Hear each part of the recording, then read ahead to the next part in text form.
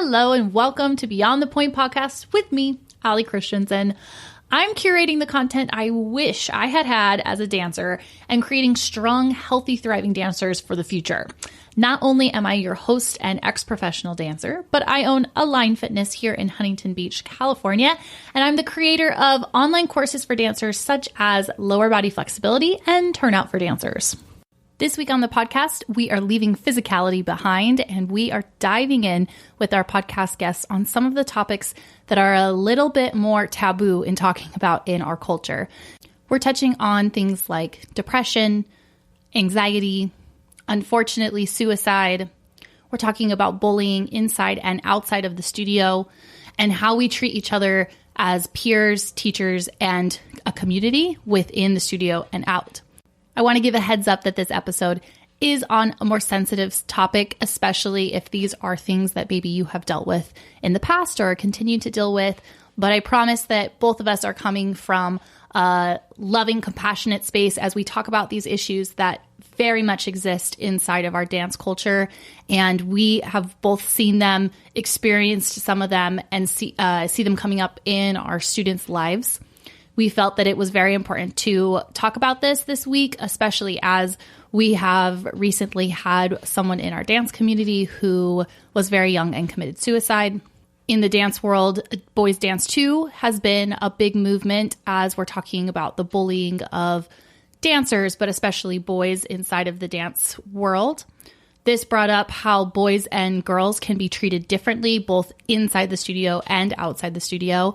And as most of us know, eating disorders are very prevalent within our dance community. They are something that even if we aren't seeing or have been labeled as anorexic or bulimic, there are different stages and things that still exist. And there's times that I wish I had known that there were other levels of eating disorders because that mental and psychological side of it, not to mention the physical detriment that we put on our bodies when we're not fueling properly as athletes. If I had known these things, again, we could have treated them a little bit differently. And I'm just grateful to have people here on this podcast who are so willing to educate and speak lovingly and assist all of us as we're working to make our lives, dancing careers, children's lives better here and in the studio. So on that note, we'll jump right into this week's podcast. So today on the podcast, I have Nancy Dobbs Owen, and I am so excited to have her here from LA, so she's actually pretty close to me. But thank you so much, Nancy, for coming on the podcast. Oh my gosh, thank you for having me. I'm excited. I'm a bit scared. It's a little nerve-wracking to get on a speaking platform. I feel like especially for visual artists like dancers, we spend so much of our time expressing ourselves without words that developing that skill maybe later in life is a good but challenging thing. Yeah, I actually tell my students that I didn't start speaking until I was probably 25 years old, literally at all. Yeah, I see that all the time, and I experienced that, coming in, starting teaching and owning a business. I had to really work on my speaking skills and my ability to express myself, and I see that with a lot of the kids that I work with. They are so afraid to speak because in dance class, we don't talk. We keep nothing, so right. It's definitely a skill, but we're excited to have you on. Thank you. You were saying I didn't learn to speak until I was older, and that really does lead right into your career. You have so many things that you have done in the visual arts. Give us a rundown about what your life has been like up till this moment. Oh my gosh. So I describe myself as someone who moves usually to music, and sometimes I teach other people to do that too. So I love that. I'm basically a dancer, performer. I sing and act, but mostly dance. I choreograph and I teach, and I do everything that's slightly connected to that as well. I direct sometimes. I do costuming, but mostly I'm in a dance studio 8 hours a day. And I ride my bike everywhere. I don't have a car. Oh, I love that. I have a cat. and I only eat plants. I can That's kind of see me. I can see your cat in the back. He's super cute. It's a she. She. Yes, no, she's very particular about that. Yes. She's turned out. Somebody broke her hip when she was a kitten, so she stands in first position. Well, that's really cute, but so sad how it happened. But she's so, like, it doesn't even matter. She runs around like a lunatic. So. Yeah. I had a dog growing up that was overbred. It was a golden, so she had to have her hips, she didn't have hip socket, so they had to kind of form a muscular hip socket. Ooh. So her legs could do the craziest things. So she had turnout also. Right? Yeah. I think all dancers' pets should have turnout. Yeah. You know? Why not? Why not? Except it's so sad how it happens. But yes. Yeah. Well, she's super happy now, so I feel okay about it. Oh, so cute. Well, Nancy, coming on the podcast today, we talked before we got on here, and you have so many passions that I feel like are so critical to the times right now. We are in a huge time where things are shifting and evolving and changing and being questioned, and it's not always comfortable. In fact, I think most of the time they're uncomfortable situations and topics, and a lot of us just don't know what to say or how to say them to express ourselves. And I think this is the perfect place to start kind of introducing that stuff and bringing it up. And you and I had such a great talk. I knew I wanted to bring it onto the microphone here. Awesome. Yeah. So some of the things that you told me that you had experienced before, and you've taken it part of your art, is you had mentioned winning awards and being in festivals that you worked with art and activism. Yeah, I choreographed a short film. We shot it 2 years ago. It was on the circuit, the festival circuit last year. It's called Too Many Bodies, and it is to an original song, and it's set in a high school that has a school shooting, and it's a very lyrical piece. Actually, there's no actual shooting happening. It actually happens.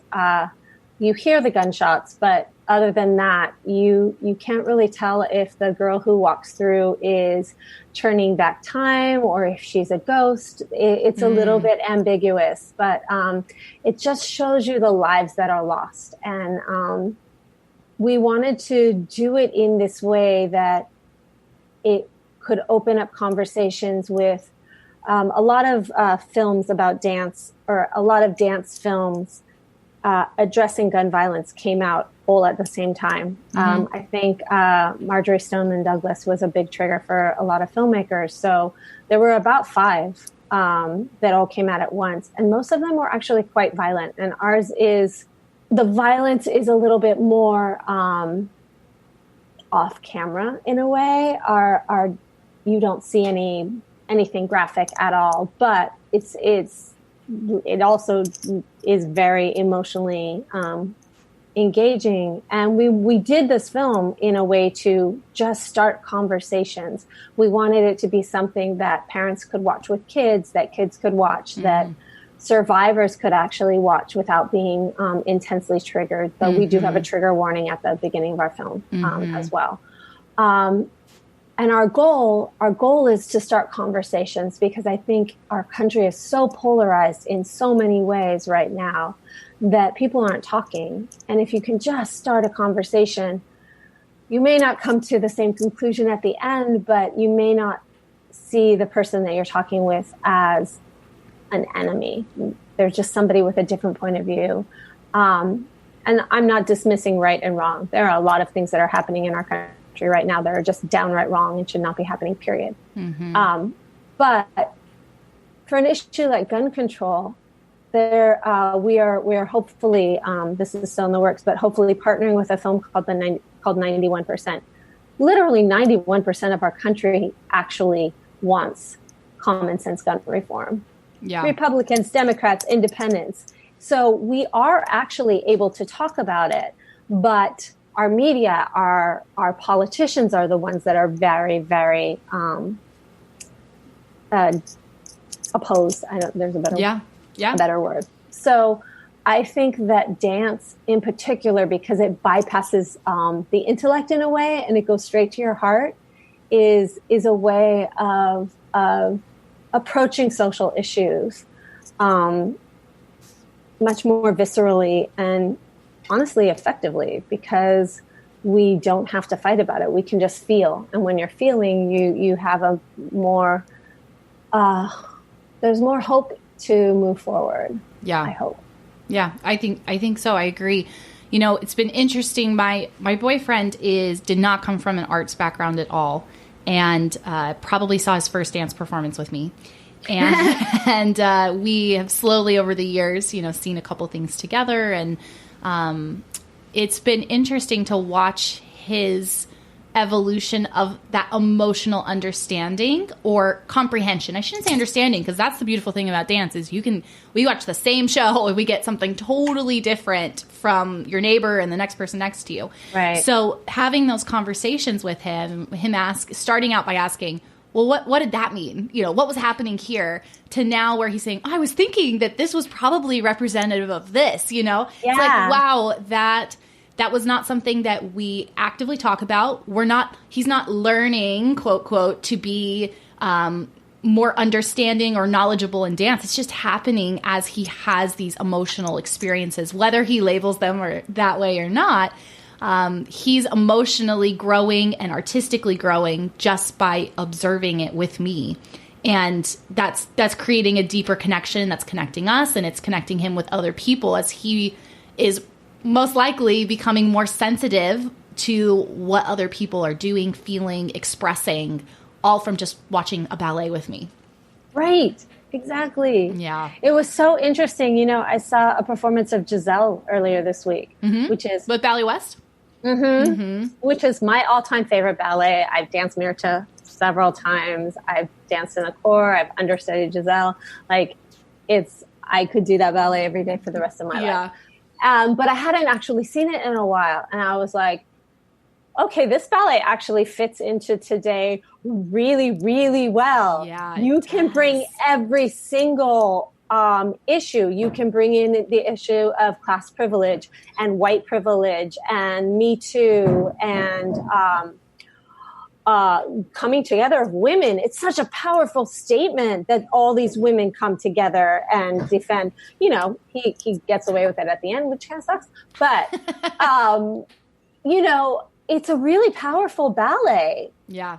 In today's world. And I think that the more that we can show that the issues that we're fighting with are universal and are timeless, unfortunately. Yeah. And fortunately, you know, that's what ties us together. And I over the last few years I'm in a new area. I mean, I've been here for a while, but it's definitely different from being in San Francisco or from being surrounded by actively artistic people.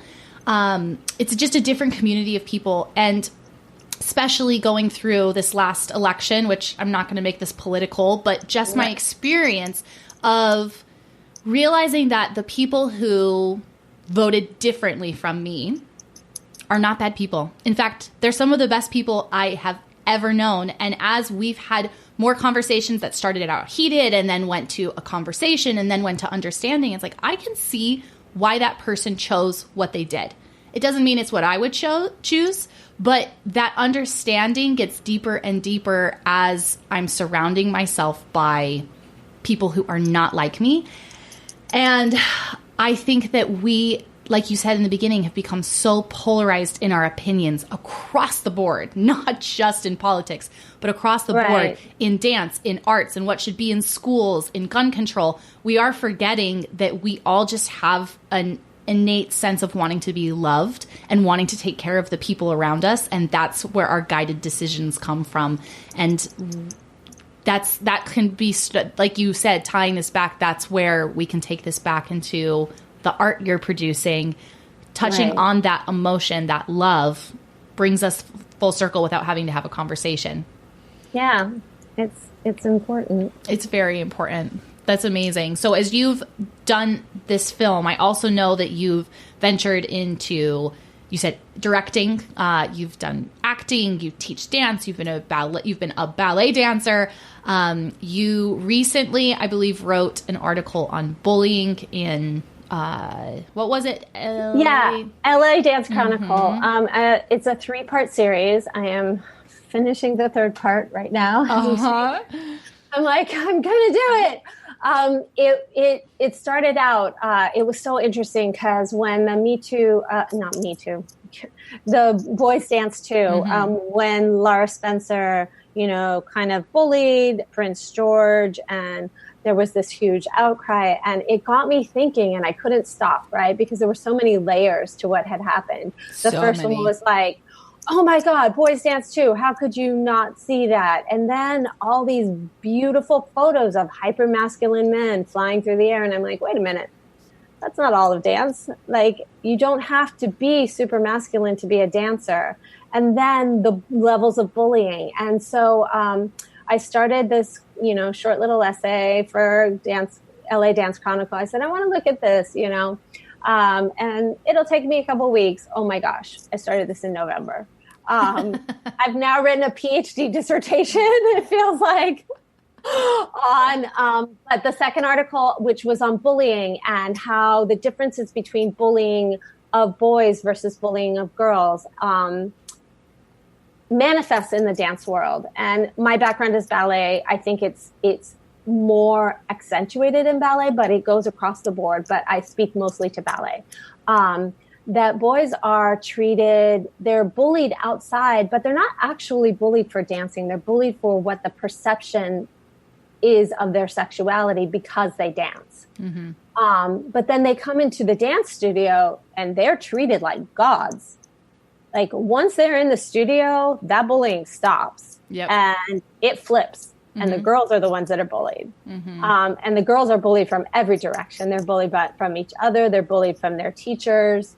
And so this sets up a funky dynamic where there are so many girls who want to dance and there are so few boys that the power shift happens. And as we all know, and the Dance Data Project has been immensely helpful in putting it out on paper, women are very, very shut out of leadership in dance.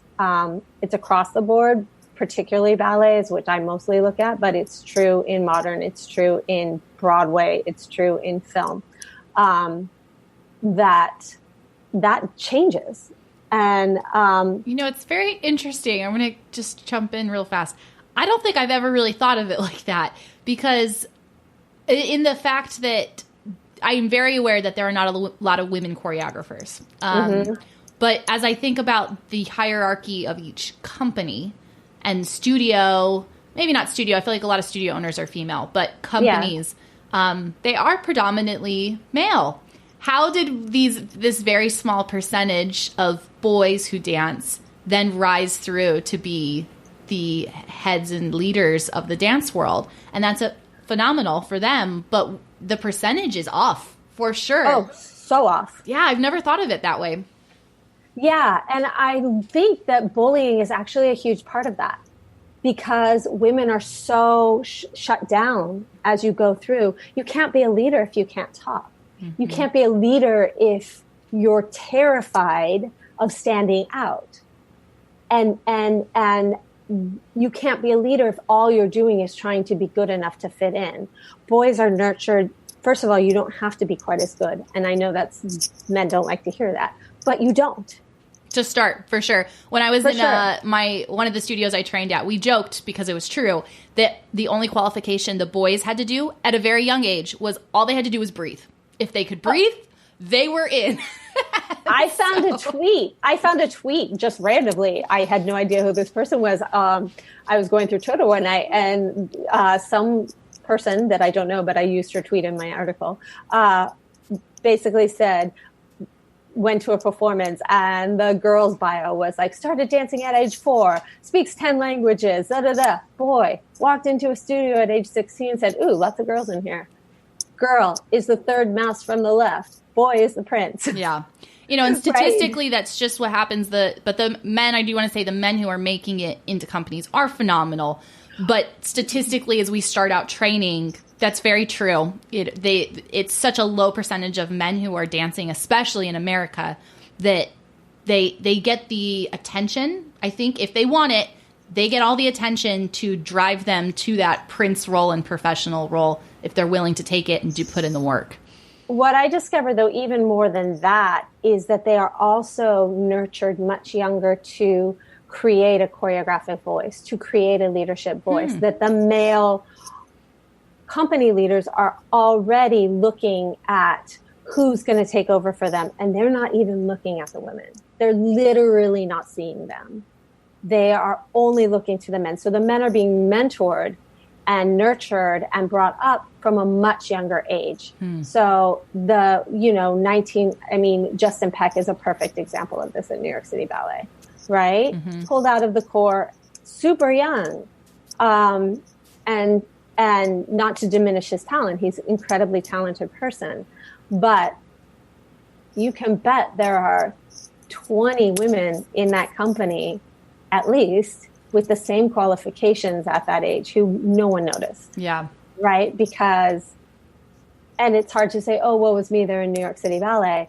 But they have something to say too. And this is slowly starting to change. I talked to Stella Brera, and she credits Kevin McKenzie with noticing her need to produce and mentoring her in that. And that's fantastic. But the mentorship goes along with the bullying in a way. It's like the other sides of the coin. And you need both. I mean, you don't need bullying. You need the mentorship just as much as you need the just opportunity.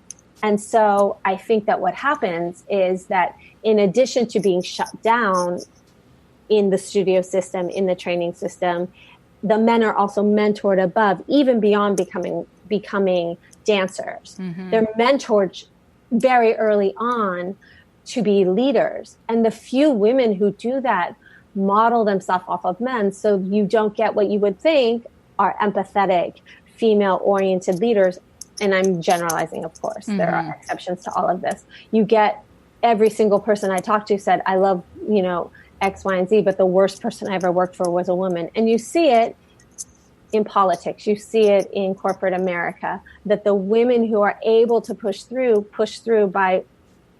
by modeling themselves on the male leaders rather than finding their own pathway and observe and embracing what makes them different, what makes them special. And partially it's because they're who's mentoring, or are you being mentored?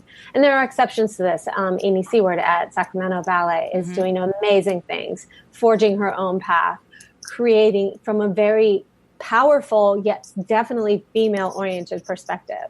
And when I spoke to her, what's been interesting is how many more women have come into leadership positions, not artistic, but the other leadership positions of the company since she's taken over.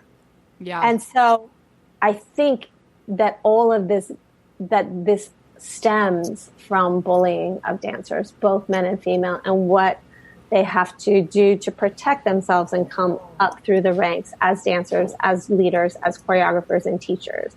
And it definitely becomes a circle if you don't break it, if you don't consciously decide, I'm not going to do that. I'm not going to belittle my students.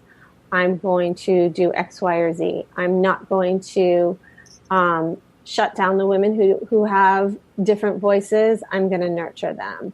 I'm not going to only notice the boy in class, even though I'm desperate for more boys in my studio, right? I'm going to treat them differently. I interviewed Anacia Waitsell, who's the director of Degas Ballet in Encino, and she has a percentage-wise high population of boys in her studio. And she started out with any boy who wants to come take class, it's free. And what's been interesting is she couldn't afford to keep doing that.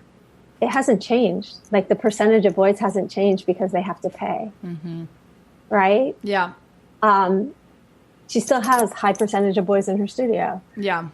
It's because she set up the system where everyone's treated equally.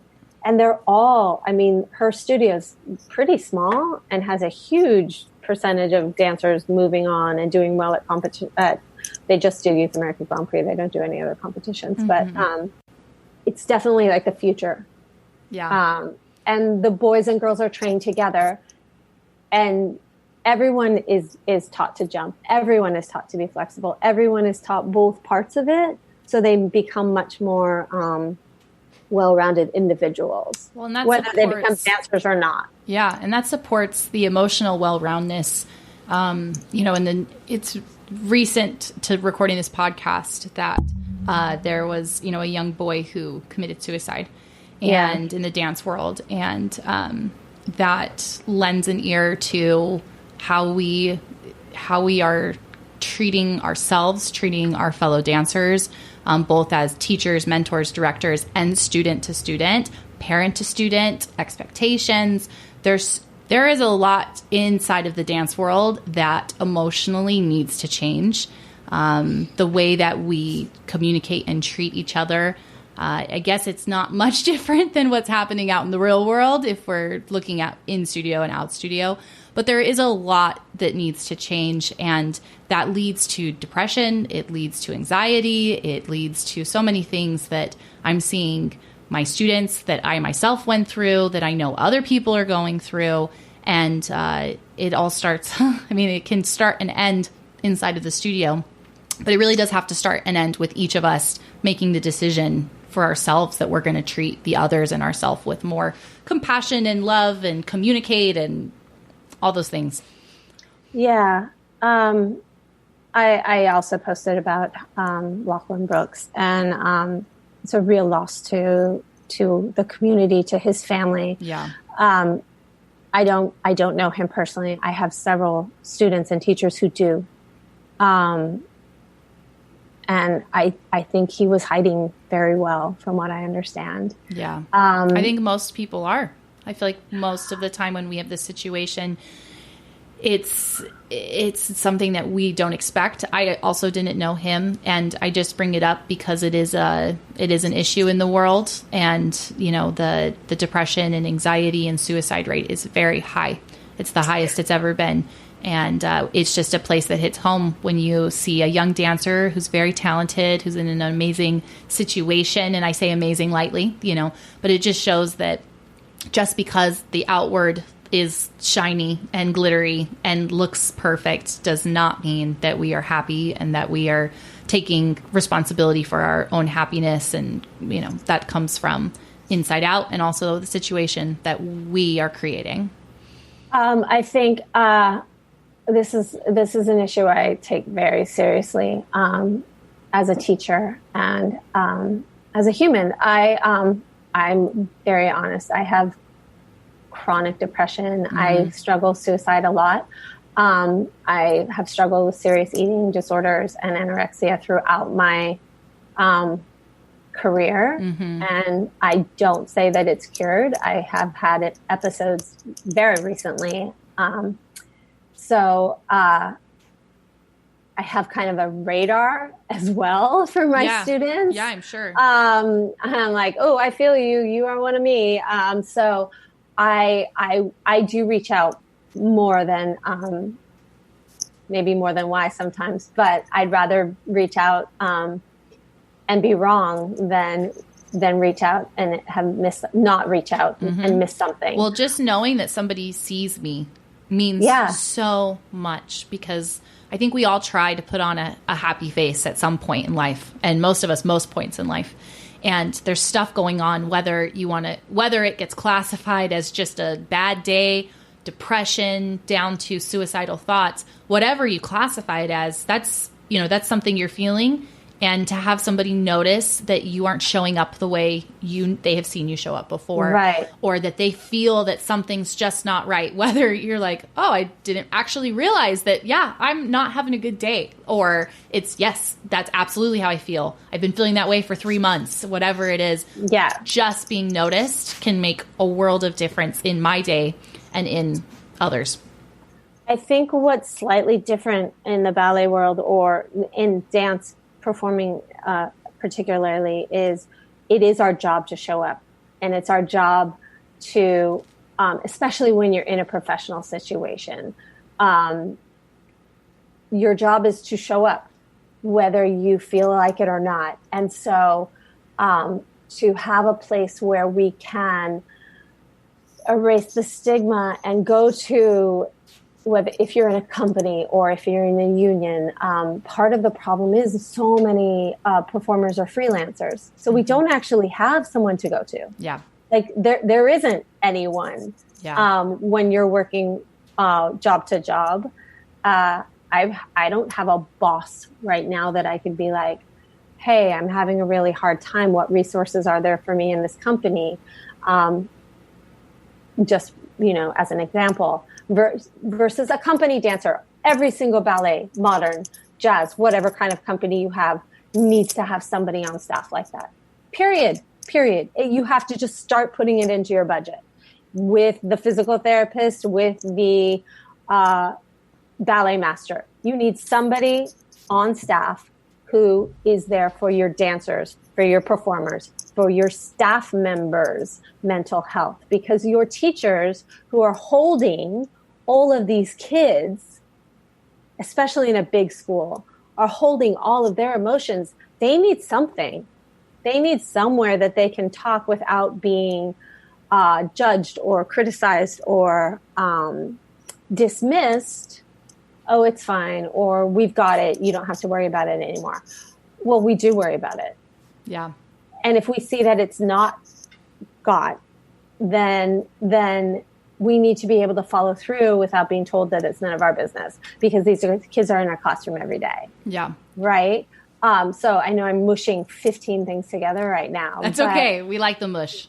But there has to be, for our industry, and by industry, I'm now encompassing all of it, to be viable and to not lose kids like Lachlan, like the numerous dancers. There's this, I work with Kathleen McGuire Gaines of Minding the Gap, which is a organization dedicated solely to dancers' mental health, which she started after she wrote a short piece for Dance Magazine saying why she quit ballet, because she was so depressed she couldn't handle it and there was no one to talk to. And I think that was 3 years ago, and now she's the head of this burgeoning, wonderful organization. We need that everywhere. We need her organization to become national and huge, and every teacher, company, director, Broadway stage manager needs access to that, right? And by Broadway, I mean theater. The full spectrum. Everyone. San Francisco to New York, and all the places in between. It just, that we've been ignoring it for so long. The fact that 85% of dancers I deal with eating disorders, 85%. Yep. And that's not full spectrum and, fully on the anorexic scale or, bulimia every day, but people who think about food or not, or who push it away, 85% who plan their day about what they're going to eat. Yeah. And I have been, it's hard. That one's hard. And once it gets in your body, mind, and soul, it's with you. I know very few people who are completely past it. Yeah. If you leave the dance world, it might be easier, but then what have we lost? Yeah. Right? What have we lost if the only way to get healthy is to leave the one thing that you love? Yep. It's a difficult one. I didn't realize till I left the dance world, like you're saying, that I walked away from dance thinking I'd been injured. And so that was devastating to walk away from an injury. But I kind of gave myself this little fake pat on the back that was like, okay, you got away without throwing up or starving yourself. Well, that was a fine line. And it wasn't until I walked away that I was like, holy crap, I have so many issues with food. So many. It was not classified as anorexia or bulimia, but so many issues. Right. And looking in the mirror and the thoughts that would go through my head, not being in the studio, but I didn't recognize them until I was not in the studio for a while and I was just in normal life, and I had people telling me how good I looked, but I didn't feel good. And I was like, oh, dance did this. I didn't realize. So like you're saying, it doesn't have to be on those two, scales that we very commonly hear of. I had a dance dietitian on at the beginning of the podcast. Her name's Rachel Fine, and she is so good at working with this on treating and talking about creating habits and food that you feel good about, including the chocolate, including the apples, including the everything. But her focus is on healing from the inside out of the food, not what you look like, not measuring your calories, not any of that kind of stuff. And it's been a great learning opportunity to be following her, but I still have small issues, maybe big issues. I still have small issues, but I can see how it can take so long to heal this, and you have to be conscious of it, let alone people who aren't conscious that this is still part of them or something that they've adapted without realizing, like I didn't, it wasn't until I was done that I was like, oh, hello. Oh, hello. Oh, yes. Nice to meet you. You've been here my whole life. Yeah. Wow. Okay. It's interesting because, tragic, I don't know, one of those things. My sister and I look very similar. And to be fair, she is also an athlete. So but she's like, you would not look much different if you just chilled. She's like, look at me. We're not that different. And she's right. We're not. We are, I am a dancer. I still look like a dancer with all of the implications of that. She looks like a super fit athlete. And there are differences between those two things, unfortunately. It's hard for dancers to change their mental state about what their body looks like, what peak performance looks like as a dancer. And you've spent your whole life staring at yourself in the mirror, being told to don't use your quads, don't squeeze your butt, don't do any glute exercises. You have to have a six pack. You have to be tall. You have to have small calves. And it's like no other sport human on this planet ever thinks about these stupid things except dancers. Gymnasts. Even gymnasts, though. Yes, gymnasts. Yes. But even gymnasts, they're okay having big quads and big glutes because they understand that that's going to get their performance where they need to be. Right. For some reason, the dance world doesn't understand that dancers need glutes. So that means you can't tuck them under, and that they should have substantial size glutes if you want them to jump.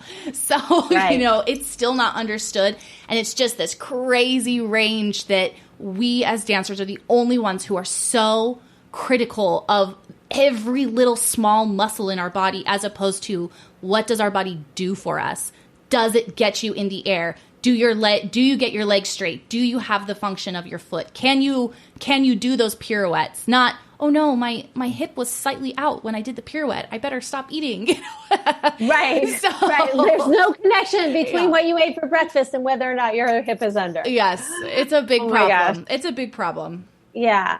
And I think once again that we go back to bullying with that. When I was at Joffrey, I use this example all the time. My roommate and I were both on weight, not restriction, the word when we're both being observed. Mm-hmm. I was being told I was too heavy. She was being told she was too skinny.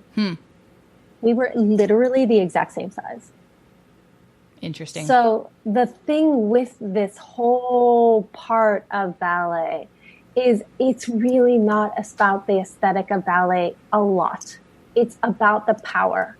And there's a power dynamic that says, if I'm constantly telling you that you're not good enough, you're going to work harder. And if your physical being is one of the things that's not good enough, you will never get there. So I will always have that power over you. And I'm not saying that, ballet directors and school administrators are sitting twirling their, mustache going, how can I torture young dancers? But I do think that it is so ingrained and so passed on, which is why female directors have this reputation for being even nastier about it than men. Men are like, what? You look great. Yeah. A lot of times, not always, but often. I'm once again speaking in generalities. Yes. Yes. It's because they were told the same thing, you're and it's a way of keeping you down. It's a way of treating you as if you're less than. I was in a big running Broadway show for a long time, and I was constantly being told I needed to gain weight because it made me look too frail, and it freaks the audience out when you look like that. I'm like, what? I can't win here, right? Been told my whole life to lose weight, and now you want me to put on weight. Yeah, and that doesn't work either. Yeah. And the other thing is it's never, or it's very rarely based in any reality. I tell this story to my students all the time. When I was dancing in New York, I had 1 week of auditions. I was making it to the very end of all these auditions, and they're huge, big cattle calls, right? 200 to 500 dancers for companies in Europe and big company auditions here. And I would get to the very end, and then they would be like, we love you, but. And the buts in 1 week were, you're too tall, you're too short, you're too fat, you're too thin, you're too young, you're too old, you don't have enough experience, you have too much experience, we just don't know what to do with you, right? The thing is, none of that has anything to do with me. Yeah. And what I say now, what young dancers hear is you're not, or you're too much, you're too much. Or fix this. Exactly. And they take it in. So what we as teachers, what we as educators, what we as choreographers and leaders have to do is change our languaging. What I'm looking for this job is X, Y, and Z. Yes. What I need for this particular performance, the company position that I need to fill is. So you take it away from saying you're not this. You're taking it away and you make it, I need this. Yes, absolutely. Because this happens every single time when they're filling a spot. They have a cast that is a certain height, size, age range, whatever. You don't know what your specific partner would need to be able to do. Right. If you are 6'3" and the guy or the girl you're going to dance with is 5'2", it just may not work for the company. And that has nothing to do with your dance ability. It has everything to do with what the company already has. And I completely agree. I have so many of those stories also where it's just, it's not worded well. And it creates that doubt. And it leads to the depression, and it funnels down into all these categories we've talked about. Right. And if the company is looking for someone 5'2", you're not too tall. They just need somebody who's not you. Yeah. That's a very different thing. Yeah. And I struggle with it all the time. I still struggle. I'm still auditioning. I do, whatever. I had an audition on Thursday, and I know that I danced my heart out. I know I killed it because the choreographer told me so at the end. Choreographer doesn't make the final decision. Yeah. The network does. Mm-hmm. The network probably said her hair's too curly. Mm-hmm. Can't use her. Yeah. I have 4 white girls. I don't need her. Right? You don't know what the casting parameters are. All you can control is what you did in the room. All you can control is how you take that out of the room. Right? Yep. The fact that he even said that was like a gift because they never say that. Yeah. So did I get super freaking disappointed that I did not book this job? Oh, yeah. Super disappointed. But there's a difference now versus, 10 years ago where I was like, oh my God, I must have screwed up. Versus, okay, I didn't fit in this time. Yeah. And sure, some of that's maturity, but some of it's just understanding the business more. And I think that kids don't understand the business. It could be taught. Our kids are super smart. Dancers are exactly incredibly smart. And it's because they spend so many hours doing the same things over and over. They learn to be strict. They learn to evaluate situations in their body to their detriment and to their plus. But if we, as the educators, were teaching this emotional health also, exactly, then we go. And it's hard. I want to say, I've actually just saw this conversation going on online about dance teachers saying, I am not a psychiatrist. I don't have a psychology degree. I feel like I'm out of my realm. How do I help these students? Because this is not what I studied. I don't have the skills to do this. And I hear that and I experience that and I see it. But I do think that, like you're saying, we need to start evaluating how we're saying things, because I use that same example of being passed down for physical cues all the time. I say, my teachers told me to pull up. It's kind of not a great cue. Thank you. It doesn't mean anything. It means nothing. What does pull up mean? Nothing. Yes, it means nothing. It's a visual aesthetic that happens when something else happens. So, yes. So I've probably said this like 3 times on the podcast now, but this is something that's been passed down, and my teacher said it. And when I was 17 and teaching, I said it. And it wasn't until I was like, why is it not working? And why is it that I ended up with a major labral tear when all I did was try to pull up out of my hips? Oh, later come to realize I probably got the labral tear because I was pulling up so much. And I was changing the structure of my hip to an incorrect placement because I was one of the reasons pulling up. So that is where we can be responsible as teachers. We can make the changes. It takes our own encouragement and education. I, as the teacher, have to seek out how to train differently, how to speak differently, talking to other dance teachers and saying, how do you say this? How would you give bad news? How would you do this? How would you do that? That's where we as the teachers can make the difference. And parents, you can make the difference there too. This is something that you will have the opportunity to speak and be with your kids at home about, so that you can kind of deprogram them as they come home from the studio. This is a huge part of it. And I think that this is the only reason that I didn't end up with an eating disorder, is because my parents, I would come home and they would deprogram me. And they would absolutely. And like you just said 10 minutes ago, I still ended up with eating stuff. But I do credit that to being the reason it didn't turn into something bigger. And I see that with all aspects of being in such an extreme dance world. I think going back to like the pull up is the hugest thing. What I started doing, and this also breaks down the silence in the studio, just follow and be quiet, is I say, okay, you want to pull up. What does that mean? What particular muscles do you need to connect? What does pull up mean to you? And how do you think that you create that line? How do you think you do it? Talk it out with me. Explain it. Yeah. And so it does 3 things. First of all, it demystifies what pull up means. Number 2, it gets them vocal. Right? Especially younger girls, middle school to high school. They don't want their voices heard at all. Yeah. And so it gets them talking and thinking. And then they have a way of understanding, oh, I can fix it. I actually know which muscle it is to fix. I know where that muscle at the top of my hamstring that connects to my glute is, and I can literally move that muscle higher up my leg without grabbing my thighs, without sucking in my stomach. I'm like, what does sucking in your stomach do? That doesn't do anything. We speak the same language. I like you. I know. I like you too. You can't suck in your stomach. It's just there. It doesn't do any good to suck it in because it's not connecting to anything else. So why would you do that? And they're all like, oh. Yeah. You know, the other thing that does is it just creates more understanding of their body, because I get a lot of kids, especially when they start coming to me, they don't communicate. I really encourage it. I talk to them. I call them out on it.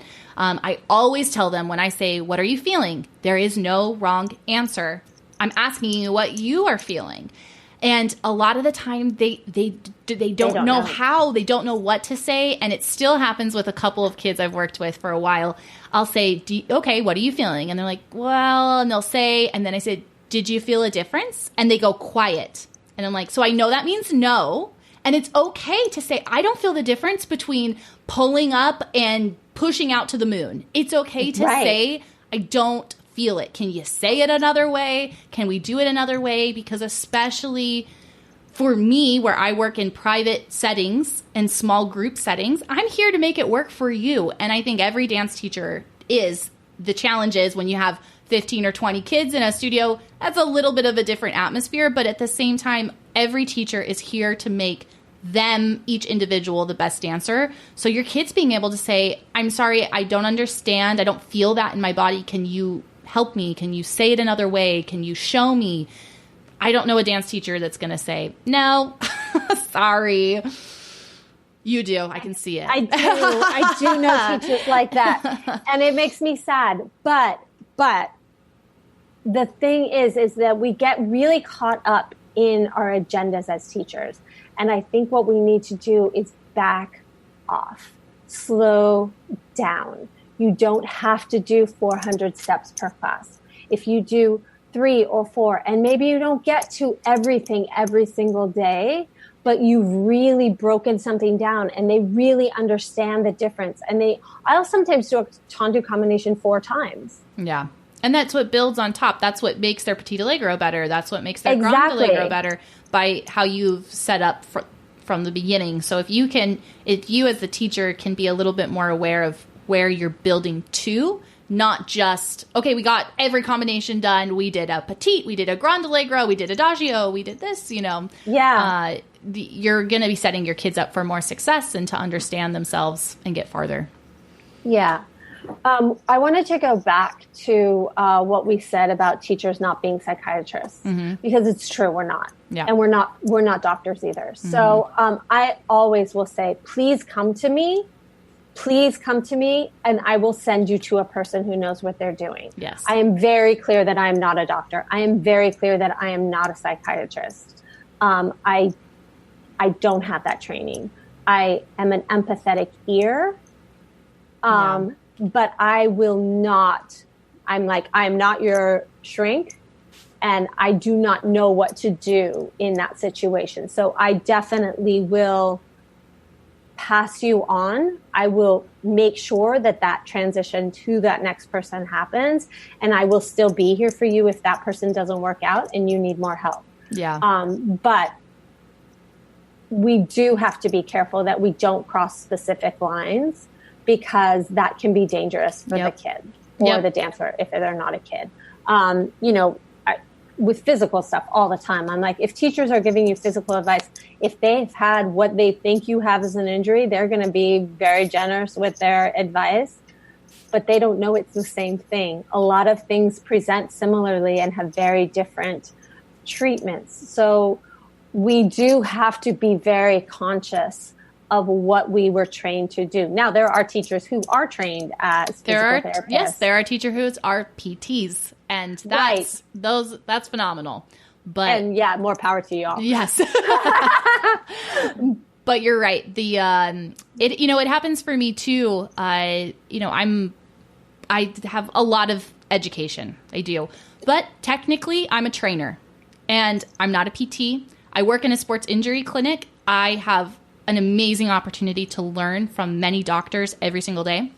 And there are a lot of things that are non-invasive or that are not detrimental to a body, that if you say you have, say, pinching hips, and I'm like, oh, try this exercise, and it works, fantastic. Like I have led you down a path that might have taken you 10 chiropractor visits to fix. But if it doesn't work, then I'm like, okay, this is out of my wheelhouse. You need to go see this person. Come back to me in 3 weeks, and we're going to build on top of this, get you back in the studio, or, whatever it is. But recognizing where your knowledge stops is the sign of a good teacher, practitioner, doctor, mom, parent, and just being able to say, I need help. I need help in this area.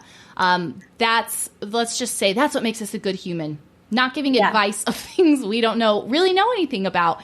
And as you said, just because you've had an injury, you've had an experience, just because you've had an eating disorder can lead, and like you said, an empathetic ear, but it doesn't mean that you have the solution for that person, because every person is different. Everything is treated differently. And I can say from the mechanical body side, how many times I had hip pain that was treated as solely hip pain when it probably should have been treated as back pain. And and then when I figured it out, I was like, oh crap, so, but if a bunch of me's when I was 17 had tried to talk to somebody else who has hip pain, I would have led them down the wrong path for sure.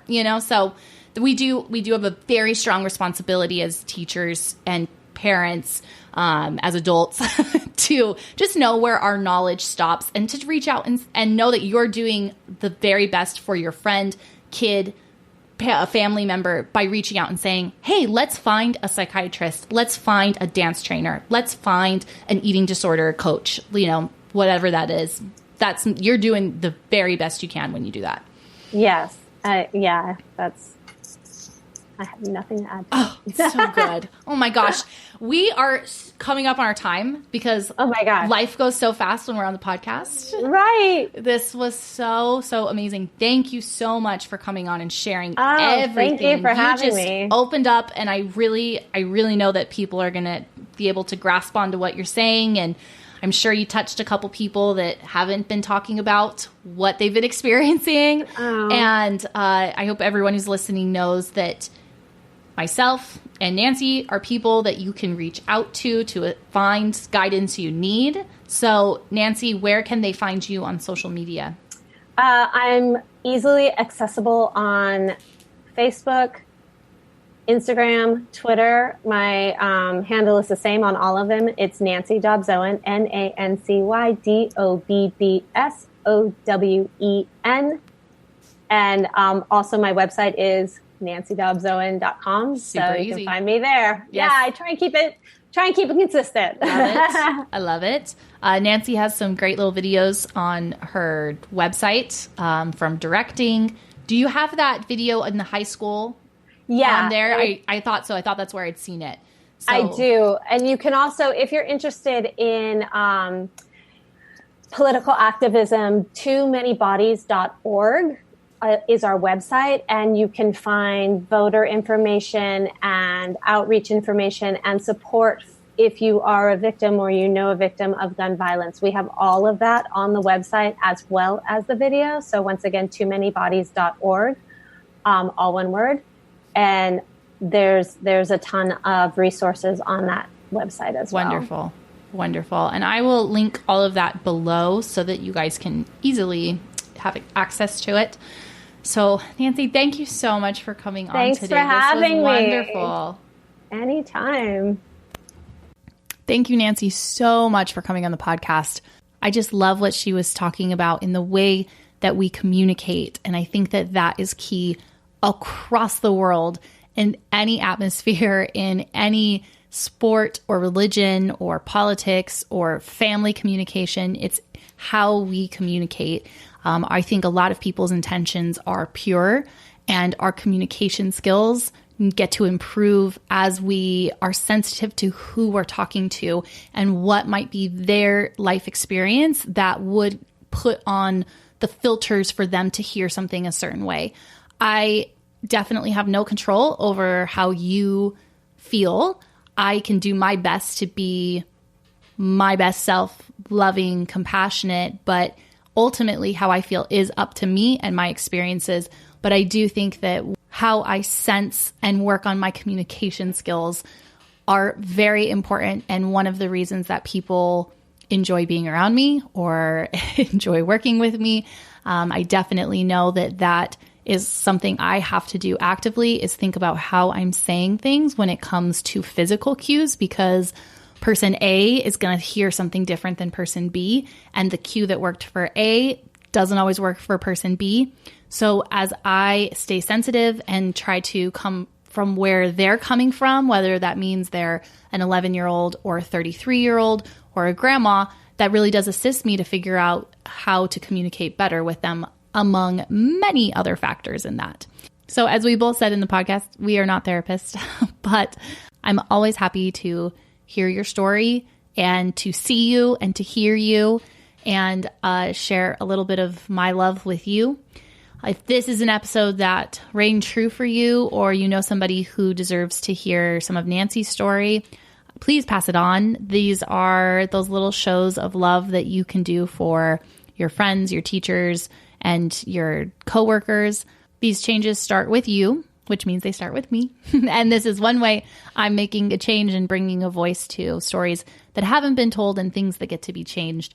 So thank you, as always, for joining me today with our guest, Nancy. I look forward to future guests. It just continues to get more and more exciting. And I will see you guys all back here next week on Beyond the Point.